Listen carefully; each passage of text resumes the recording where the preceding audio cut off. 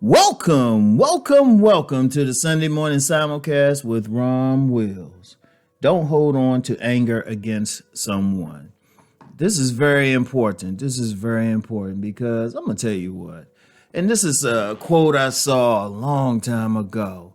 You know, it's like holding on to anger about what someone's done to you and being angry at them, being mad at them and everything is like you drinking some poison and expecting them to die. You know, that's the thing. A lot of people have that person did something. You angry at that person. And they ain't saying it's wrong not to be angry itself or having some anger, you know, especially when they did something. Shoot. But when you hold on to it, how's that really changing anything? I want you to think about that. How's that change? What's that doing to that person? In fact, you got some people, they get off. They get hot. They get aroused when they can get you angry. They feel like they're doing something against you. Like I've told the story several times when I was at the Harlem Book Fair selling some books, and you know, me and this guy got in an argument. He was talking about why ain't in your book. I was like, well, sir, I don't know you. And he kept saying the same thing. And you know, our voices were raised. We were about to get into a physical fight. But then I never forget what he said. He said, you know, after we were about to get to that point, he said, yeah, okay, you won't be able to sell your book now. He felt good that he was able to move me that way. And I was mad for about 10 minutes and then I went back to doing my thing. But I thought about that. I said, wait a minute. This dude is going to come up to a stranger and be that way. What good was that? He gets off on that. They get off on it. Now, say I held on to the anger for that. I wouldn't have been able to make the business connections I needed that day. So I let it go. But then how often have we got mad at someone and didn't let it go? Kept being mad, kept thinking about them. Like they always on your mind or something. What's that doing against the person? That's hurting you. You getting upset about it. You holding that grudge or something. That, you know, that same person is probably moved on, ain't thinking about you, don't know it. If you went up to them and said, well, you did this and this, they'll probably just say, you know what, I'm sorry, but honestly don't remember you.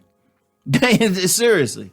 How often has somebody held a grudge against somebody who might have bullied them in high school or something when they're young and they see that person as an adult and the person, they not thinking about it anymore. Shoot, they might have had a religious conversion. You might have to address them as minister or something. And they sincerely sorry. If you remind them, they'll be sincerely sorry, but they'll say, nah, that's not me anymore. They ain't let it hold them back. But how many people have like held grudges and anger for years? That's hurting you. That's why they say forgiveness is not for the other person. The forgiveness is for yourself, so you let it go. You know? And let me be clear on something. It don't mean you gotta be all happy, you know, happy with them and you know, want to grab them, hang out. Somebody do something to you, shoot, unless they make amends and they apologize, shoot, you still remember. They say, well, I ain't angry at you, but, and I can forgive you, but I'm not going to forget. And it might be that's just a situation you let it go. You say, no, I ain't angry at that person, but I ain't going to hang out with them. Okay, that's fair. But you got to let that anger go. It's hurting you because think about how we feel when we're angry. We're getting stressed. You know, our blood pressure is rising. You know, we might not want to eat. We might eat too much, you know, just the blood pressure thing. We up there doing all that. The other person, they don't know about you. Shoot, that person could be dead and gone. They died. They done moved on. You still holding on to that anger. You got to let it go. Don't, like I say, don't forget what they did. Keep an eye on them. You know, you might not want to be in the same place as them, but you got to let it go.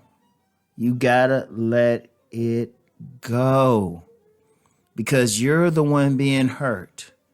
You're the one who's suffering. You're the one ingesting that poison. Because I'm going to tell you what, it really is a thing. It can make you sick. A lot of sickness comes from just stress. You stressing your body. Like I said, high blood pressure, that's an obvious one. You still holding on to all that stuff. It's even you give you aches and pains, might affect how you interact with other people. How let me go into that because that's very important. How often have we either done this ourselves or seen it ourselves? Somebody's real angry and they're gonna take it out on somebody that has nothing to do with, you know.